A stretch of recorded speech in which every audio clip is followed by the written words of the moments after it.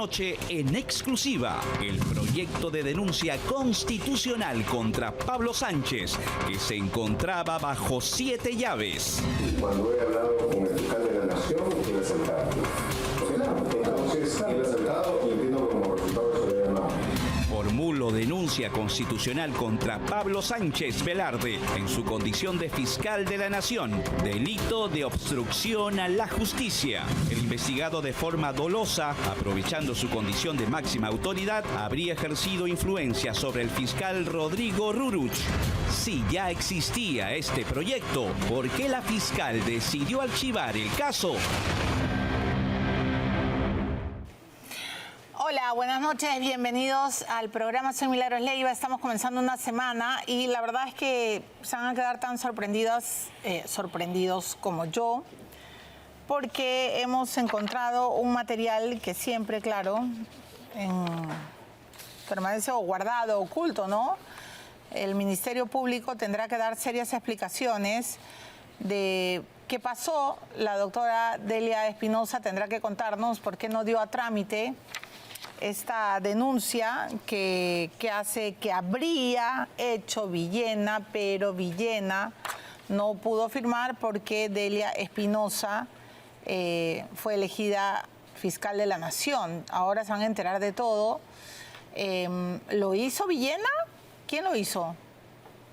¿Su inmediato adjunto? ¿Quién hizo este documento? Hemos cruzado mucho antes de presentarlo y hemos llamado a todos, a Delia Espinosa, a Villena, a Pablo Sánchez. Bueno, Gorriti no se oye padre, ¿no? Pero lo que se van a enterar hoy día es algo que yo tampoco sabía. Y vamos a dar un pequeño adelanto porque primero va a estar el ministro del Interior. Entonces, hay una línea de tiempo de comunicaciones entre Gorriti y Sánchez que evidencian, ¿no? No solo la gran amistad que tenían y que se tienen, imagino, que mantienen, sino que en los días en los que ocurrió, el día que ocurrió, en el tiempo que ocurrió la diligencia IDL para que se exhibieran los audios de los cuellos blancos que ellos mismos habían denunciado, me estoy refiriendo al caso del fiscal Ruruch, que ha sido archivado por Delia Espinosa, ¿no? Que dice no al lugar, nada de nada. Lo cierto es que Gorriti llama a Pablo Sánchez 2 veces ese día. ¿Y cómo lo sabemos? Por las declaraciones, que ya las tenemos. Llama 2 veces. No fue una sola vez, yo pensé que había sido una sola vez, fueron 2 veces. Gorriti llama a Pablo Sánchez al enterarse de las diligencias de IDL. La segunda llamada de Gorriti a Pablo Sánchez es desde las instalaciones de IDL, 1 hora después. Y otra cosa que hay que entender bien, Ruruch va a venir, ¿no, Rolo? Ya, espero que venga. Que Ruruch, en cuanto llega a IDL, dice, quiero hablar con Gustavo Gorriti. Eso también está en sus declaraciones. Esa parte la había perdido, o bueno, no me había quedado clara. Pero el mismo 10 de julio el Ministerio Público, a través de su cuenta de Twitter, se disculpa con IDL, ¿no? Y dice, bueno, que lamentan las diligencias y bla, bla, bla. En ese momento, la jefa de comunicaciones era Janet Talavera. Oh, sorpresa, Janet Talavera, nunca hemos podido saber qué había en su celular. Pero Janet Talavera dijo que toda comunicación que sale del Ministerio Público tiene que tener la aprobación del fiscal de la Nación. ¿Ok? ¿Quién? ¿Yo lo estoy inventando? No, lo ha dicho Janet Talavera. Tenemos todas las declaraciones. Pero aún más. Bueno, ha dicho ese paso, esto estoy segurísima que también lo tiene Gustavo Gorriti. Esa es mi opinión, yo creo que también lo tiene Gustavo Gorriti, porque él tiene todo, solo que él publica algunas cosas y otras no las publica. Y bueno, hay patriotas que me dan las cosas porque dicen, bueno, tú eres la única que se va a atrever, ya, yo me atrevo. El 12 de julio, 2 días después, va Gorriti a las oficinas de Pablo Sánchez, y eso también está en las declaraciones, pero no está en transparencia, está en el libro. ¿Cómo entraste, Gorriti? ¿Por qué puerta? O sea que no solo le llamaste el 10 2 veces, no solo el Ministerio Público te pidió disculpas, sino el 12 de julio también fuiste a la oficina.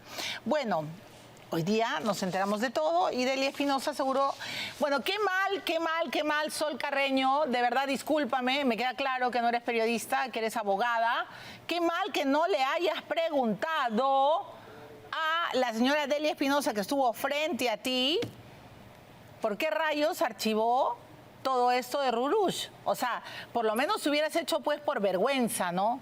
Bueno, voy a hacer la pregunta, por lo menos, ¿no?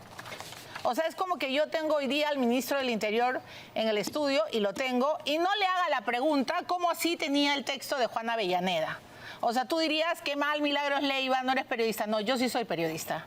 Me parece pésima tu entrevista que le has hecho a Delia Espinosa. Es más, todos los estudiantes de periodismo tienen que estudiar eso para que digan, esto nunca debes hacer. Así tengas al fiscal, el hombre más poderoso del Ministerio Público, la mujer más poderosa del Ministerio Público, tienes que preguntarle por qué ha archivado un caso tan emblemático, porque, oh, Sol Carreño, oh, sorpresa, Gorriti es más poderoso que tú y que Delia Espinosa. Lo lamento. Y tú ni siquiera preguntas. Una vergüenza pública. Pero bueno, vamos a darle la bienvenida al ministro del Interior. ¿Cómo está, señor ministro? Primero tengo que preguntarle eso. Buenas noches. ¿Cómo así usted tuvo el texto de Juana Avellaneda en su celular? Usted dijo que fue su jefa de comunicaciones dijo que ella no fue, y ahora le dicen a usted chuponeador, Vladimiro Montesinos y varios adjetivos. Usted sonríe, pero ¿cómo así tuvo el texto de un periodista que ni siquiera había publicado su reportaje, señor? Buenas noches, bienvenido. Buenas noches, Milagros. A ver, hay varias cuestiones que aquí hay que aclarar, sobre todo en cuestiones de los tiempos. Nosotros y absolutamente todos los ministros de Estado tenemos un departamento de comunicaciones que está formado por periodistas, muchos de ellos algunos de larga trayectoria, incluso en programas dominicales.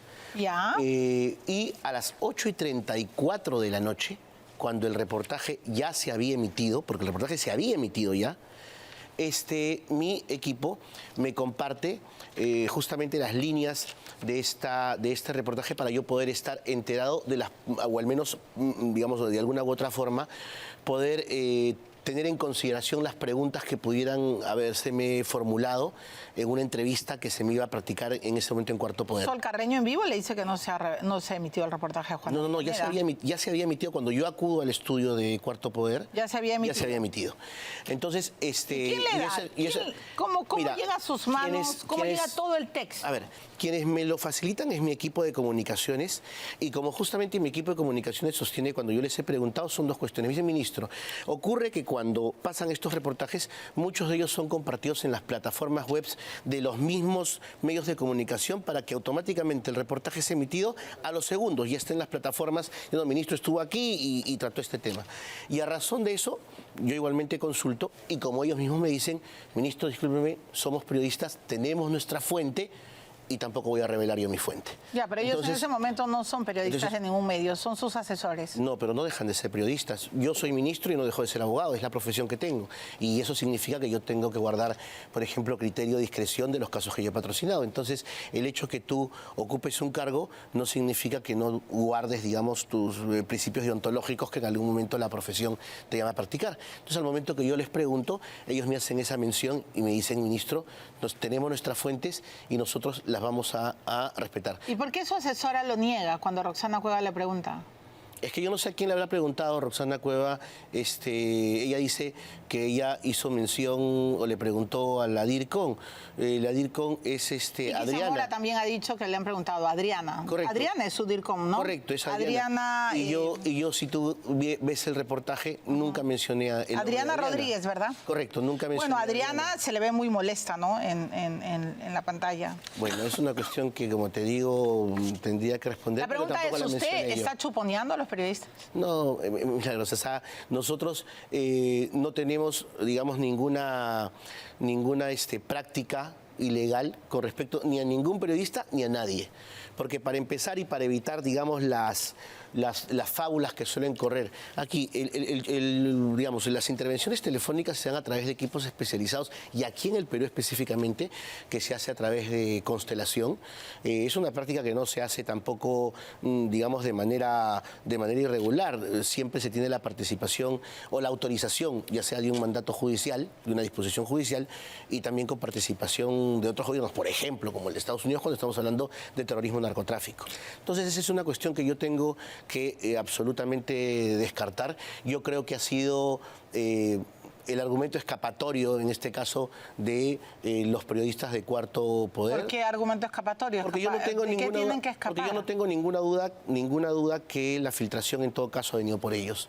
Y, ¿La filtración de qué? De esa información ha venido por ellos. O sea, ¿usted cree que ellos han filtrado el texto de Juana Avellaneda a cualquier otra...? No, lo que pasa es que yo no dudo del equipo profesional que a mí me acompaña. Y como te vuelvo a repetir, o sea, mi equipo profesional, el que me acompaña, es un equipo profesional que viene de larga data de programas periodísticos. O sea, incluso dentro de mis asesores hay gente que ha trabajado en Cuarto Poder. Entonces, no... ¿Quién ha trabajado en Cuarto Poder? Creo que Carlos trabajó en Cuarto Poder. ¿Qué, Carlos Camacho? Sí. El que trabajó con Orellana. Así como también lo hizo también el hijo de Hildebrand, que también trabajó con Orellana. O sea, eso no es ninguna cuestión, digamos, que pueda desmerecer, porque sería como que los abogados... Carlos Camacho trabajó en Cuarto Poder y hoy día trabaja con usted. Como ha trabajado también en otros ministerios y en otras instituciones del Estado. O sea, lo que usted me está diciendo, porque yo he entrevistado la semana pasada, señor ministro, a Augusto Álvarez Rodríguez, que en un momento ha sido director de Perú 21. Y él, respecto a usted y respecto a todos los adjetivos que se le ha dicho que se tiene que investigar bien, pero que él, cuando era director, también recibía textos adelantados justamente para que pudiera soltarse rápido en la web. Y no es el único periodista que ha declarado eso, hay otros periodistas que lo han declarado por eso también. le estoy planteando el tema. He preguntado a otros y, en efecto, sobre todo los que trabajan y trabajamos en prensa escrita, tenemos que recibir material embargado y adelantado para que luego pueda ser trabajado. Pero mi duda fue porque Sol Carreño le dijo que eso no se había propagado. Cuando yo acudí... Yo no he visto Cuarto Poder en vivo porque, bueno, ya le expliqué a mi audiencia, en ese momento los domingos yo estoy con mis hijos y es sagrado mi tiempo con mis hijos. Tienes algo mejor que hacer, definitivamente, que ver Cuarto Poder. Bueno, no sé, eso es su opinión. Yo no veo ningún dominical, señor, pero...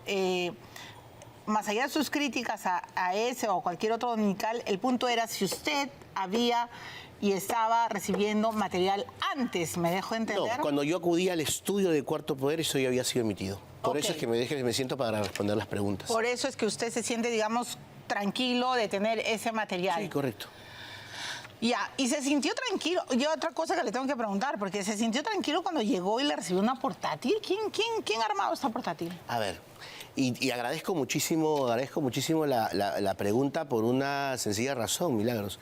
A ver, aquí no existe ninguna portátil. Quienes me reciben en el aeropuerto, y lo han declarado expresamente, es la Asociación Coraje. La Asociación Coraje es una asociación conformada por personal en situación de retiro, miembros de la familia policial y militar, que son, o sea, jubilados, y que ellos tuvieron la gentileza, en realidad fue bastante emotivo, de tener esta manifestación. Y es más, y no solamente, y esto quiero aclarártelo, si tú puedes ver sus redes de Facebook, ellos hacen una convocatoria. Dicen, o sea, recibamos al ministro, apoyemos al ministro, vamos a demostrarle que estamos con él. Y estuvieron ese día en el aeropuerto. Y es más, y ellos después de esta presentación lo han declarado públicamente. Quienes estuvieron ahí son los dirigentes del Grupo Coraje. Claro, por eso es que yo me acerco y los saludo. Además la fotografía ha sido un baño de popularidad, pero me llamaba la atención de que, o sea, yo nunca había visto que a un ministro del Interior lo reciban en el aeropuerto, me va a perdonar. Bueno, yo creo que ningún ministro del Interior ha trabajado como nosotros hemos trabajado por la familia policial. Probablemente ese es el resultado, ¿no? ¿Usted cree que es por eso? Sí, probablemente. Voy a saltar de tema en tema porque tengo un quilombo fiscal después y no quiero que me gane el tiempo. No te preocupes. Ministro, perdóneme que esté saltando, pero, usted ha enfrentado esta semana serias críticas, le han dicho chuponeador, Montesinos 2. Usted se ha ido de viaje, no suspendió su viaje, pero usted ha sido allanado. Sí, correcto. Correcto. ¿El fiscal fue más allá de lo que pidió el juez? ¿Usted podría decir que ha sido, porque usted es abogado? Sí, correcto. ¿Ha sido allanado dentro de un debido proceso o tiene algo de qué quejarse? No, yo considero que no he sido o no se ha practicado esta diligencia de un debido proceso por una sencilla razón, Milagros. Es la primera vez en la historia del Perú que por un delito de abuso de autoridad se genera un allanamiento. O sea, es decir, a partir de ahora cualquier persona puede denunciar a un alcalde, un regidor, a un funcionario por abuso de autoridad, que son de las denuncias más comunes que tiene un funcionario público, y puede ser sujeto a un allanamiento. Punto número 1. Punto número 2.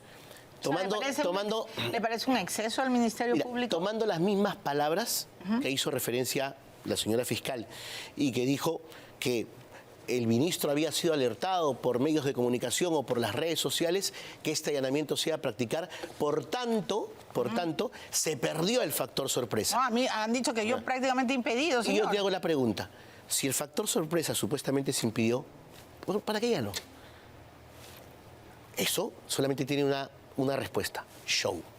Lo hizo ¿Usted por cree show. que la Fiscalía ha hecho un show para las galerías, señor? Sí, totalmente de acuerdo. Pero a pesar de eso, fíjate, pero a pesar de eso y a pesar de las irregularidades que se generaron en ese allanamiento, tanto mi esposa y yo decidimos contribuir. Para que tengas solamente en cuenta, el allanamiento se practica solamente con fiscales sin la presencia de la policía, a pesar de que el Código Procesal Penal te dice que el órgano de justicia que tiene que estar a cargo del allanamiento es la Policía Nacional. Cuando se apersonan a mi puerta, le hago referencia al fiscal: ¿están con la policía? Y el fiscal me dice: no, solo somos fiscales. Correcto, señor fiscal, pase.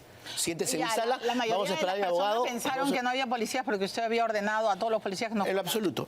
Nunca dio una orden para que la policía jamás, aparezca. Jamás. Ajá. Le dije: señor fiscal, pase a mi sala, vamos a esperar a mi abogado, y esperamos a mi abogado. ¿Le pareció irregular que la policía no estuviera? Me parece irregular que el Ministerio Público haga una diligencia fiscal sin la presencia de personal policial, porque para eso hay protocolos.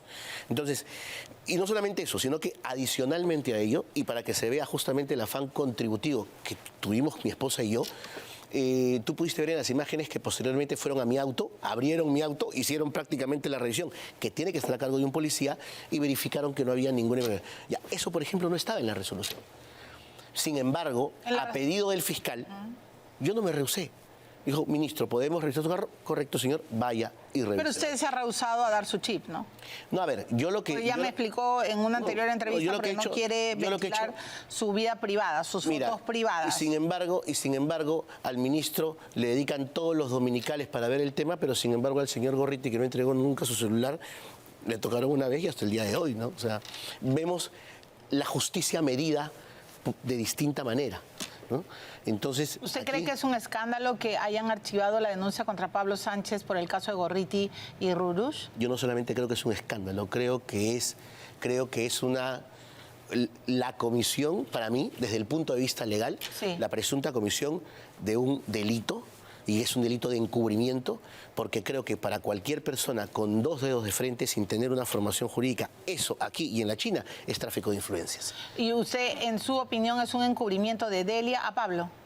Probablemente sí, pues porque no, es la que ha archivado, ¿no? No, entonces, pero le estoy preguntando directamente para que... Sí, porque yo desde el punto de vista jurídico, ¿por qué? Porque creo que existen suficientes y graves y fundados elementos de convicción para poder siquiera aperturar una investigación. Porque recuerda, el fiscal no es el que juzga. No, es el fiscal lo mínimo que ha tenido que hacer... tiene que hacer es investigar. O sea, por menos, a diversas personas se nos han abierto investigaciones, y sin embargo, a pesar de que existe un video, a pesar de que existe una declaración, a pesar de que existe el testimonio de un fiscal, que fue el fiscal que intervino, y que todo esto se hizo público, o sea, tuvieron la desfachatez de archivar una investigación, pero eso no fue parte de ningún dominical. Nadie lo ha tratado. ¿Gorriti es el fiscal de la Nación en la sombra? Yo no quiero... Porque hay gente que ha exagerado y ha dicho que es el presidente del país en la sombra. Pero en su opinión, Gustavo Gorriti, ¿es el fiscal de la Nación en la sombra? Yo creo que una persona puede recibir calificativos o potestades cuando existen otras que se le otorgan, ¿no? Entonces, definitivamente habría que preguntar aquí qué cosa es lo que está detrás, qué cosa es lo que se esconde, qué favor se está pagando, o si es que probablemente... hasta podría existir, digo yo, habría que investigar algún otro tipo de favor. Bueno, hablemos entonces de favores, señor ministro, porque, a ver, y qué bueno que ha mencionado el tema del rumor que había sobre allanamiento. Los rumores de allanamiento hacia su persona son, no voy a decir milenarios, ¿no? Porque es una exageración, pero están rotando y rotando en las redacciones. Me parece gravísimo que un fiscal diga que porque un periodista tiene información y habla de ese run, se rompe el factor sorpresa. Eso habla muy mal de la fiscalía, para empezar, ¿no? Porque si sabe y quiere investigar bien, bueno, pues que actúe rápido. En su caso, imagino que ellos dirán que llegaron placé y ahora van a echarle la culpa a los mensajeros. Pero usted está hablando de favores y en los testimonios de estos colaboradores, ya no sé cuántos son, uno, No son dos. testigos, tienen distintas Gracias por la aclaración de estos testigos. Hay uno que dice, bueno, hay una narración que habla de favores entre usted y el actual primer ministro, el señor Adriancén. Incluso usted dijo que Adriancén no trabajó en su estudio, pero luego hemos visto un video que lo hemos puesto a disposición de la audiencia, donde el propio Adriancén lo alaba y alaba su estudio. Entonces, por favor, señor, ¿cuál es su relación antigua y desde cuándo se conocen usted y el actual primer ministro Gustavo Adriancén? ¿Cómo no, Milagros? Mira, yo te voy a comentar un tema. Dentro de los despachos de abogados existen diversas categorías de abogados. Un abogado puede ser un socio, un contratado, un asociado o un off-cónsul. ¿Qué cosa es un off-cónsul? Un off-cónsul es un abogado que no pertenece de manera directa a la estructura del despacho, pero puede ser convocado para la prestación de un servicio sumamente específico o sumamente profesional, como un asesor externo. No tiene esa categoría y eso lo saben todos los abogados que manejamos. ¿Adriancén era eso, un asesor externo? Off-cónsul, exacto. Entonces, a todos los asesores que formaron parte del off-cónsul se les pidió justamente tener estos videos porque de alguna u otra forma permitían al despacho la venta de servicios. De ese video que se haya generado la prestación de algún servicio por parte que haya generado la contratación del hoy señor Premier, ninguno. Ninguno. O sea un video... su presencia en el gabinete, señor Santibáñez, ¿no es un intercambio de favores con Adriancén? Es que no sería ninguno. Yo te di chamba antes, ahora tú me das. No sería ninguno porque, como te repito, jamás hubo una contratación, no hubo un caso que manejáramos juntos, no hubo. Hubo el ofrecimiento. Solo hubo el video. Hubo el ofrecimiento de servicios, pero nadie lo contrató, o sea, nadie contrató ese servicio. Eran otros servicios que eran eminentemente procesales en los cuales nosotros éramos especialistas. Entonces, por eso es que pero es Adriancén quien lo llama a usted para ser ministro del Interior. Como justamente siempre lo he sostenido, ha sido una invitación que yo acepté del señor Premier y de la señora Presidenta Constitucional de la República. Pero digamos, Boluarte no tenía de dónde conocerlo, o sea, Adriancén lo lleva. Pero tampoco, Milagros, yo tampoco era un desconocido. Yo soy un abogado con más de 20 años de trayectoria en el derecho policial y militar y que asesoraba a 5 policías en Latinoamérica, y aquí en Perú tengo 5 libros publicados y soy el asesor externo del Plan Mariano Santos. O sea, un desconocido tampoco era. O sea, estoy en el sector desde el punto de vista... Hacía bastante tiempo. Entonces, ahora, ¿cómo explica? Punto uno, eso. Entonces, no es que trabajó en su estudio, no es que le está pagando los casos o contratos que usted le dio, esa es su versión. ¿Cómo explica? Porque usted nos dijo, ya no recuerdo si fue a este programa o en otro programa que usted ha declarado, que el hijo de la jueza Emma Benavides es civilista y que no es penalista. Pero... ¿es correcto eso? Sí, es correcto. ¿Cuánto tiempo trabajó con usted? Mira, y yo recuerdo que él ingresa al despacho, para empezar, y para que la gente pueda entender un poco el tema. Mi despacho, Milagros, no era un despacho chico. Mi despacho era un despacho grande. Era un despacho que en algún momento llegamos a tener más de, creo que 45 o 47 colaboradores. O sea, no era un despacho chico. Y él ingresa después de una convocatoria que se hace con alumnos de la Universidad de Lima. Ingresan cerca de 5 practicantes de la Universidad de Lima y él se incorpora al área de Derecho Civil.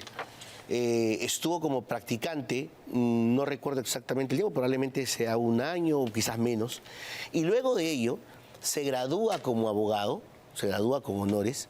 Es más, y recuerdo muy bien, de su promoción eran 3 muchachos, o sea, no era el único, eran 3 muchachos. Y él se gradúa como abogado y se incorpora a la plantilla de abogados como abogado junior.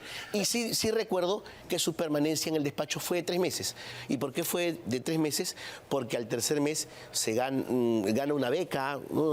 Y se va a Londres a hacer su especialización. Pero usted en ese momento sabía que era el hijo de Emma Benavides, de la jueza. Es que sí, la hermana de la fiscal de la... Porque uno conoce, a ver, uno conoce lógicamente, al menos creo yo, entre los colaboradores mínimamente cuál es tu entorno familiar. Conocía que él era hijo justamente de la doctora Benavides, pero eso no nos causaba a nosotros ninguna preocupación por una sencilla razón. La doctora Benavides es una juez que está en el sistema de terrorismo y narcotráfico, y mi despacho jamás ha patrocinado ni un caso de terrorismo, no hemos patrocinado ningún caso de narcotráfico, tampoco hemos patrocinado ningún caso ni en el juzgado ni en la sala de la doctora Benavides, y mucho menos en su entorno. Pero a eso quería llegar. ¿Qué dice usted a los que le argumentan y le ponen frente al espejo a ver el tráfico de influencias? Porque una cosa es que, como bien está aclarando usted, señor ministro, no tiene ningún caso que se haya ventilado en la sala de Benavides, de Emma, pero trabajar con el hijo de la jueza, y la jueza puede tener conexión, o sea, le hacía un networking, ¿no? No necesariamente, Milagros, y en el caso nuestro no ocurrió, y te voy a decir una cosa, no somos el único despacho que tiene entre sus miembros a hijos de magistrados. Existen los más importantes despachos, al menos los que están rankeados, tienen hijos de magistrados. Okay. O sea, y eso es una razón. Y en segundo término, fíjate, dentro de las declaraciones, por ejemplo, que han prestado estos testigos protegidos, y el doctor San Martín, que también ha sido citado dentro de estas declaraciones, ha salido a decir que esto es un cuento. ¿Por qué es un cuento? Porque justamente uno de los colaboradores dice que nosotros en alguna oportunidad como estudio tuvimos un caso que lo veía el doctor San Martín y que se hizo un tráfico de influencias para que pudiera salir favorable. Y ya el doctor ha salido a aclarar perfectamente que esto es un cuento, que jamás se ha visto involucrado, y creo que su trayectoria como magistrado, también juzgando, lo califica el cuerpo entero, que esto pues descalifica y desmerece estas declaraciones de estas personas que ojo, para allanarme, Milagros, no se corroboró absolutamente nada. Nada, si solo si existen unos supuestos testigos protegidos, sí, que dicen, ¿no? Yo le di... Se tiene que corroborar. O sea, siquiera hubieran llamado para corroborar.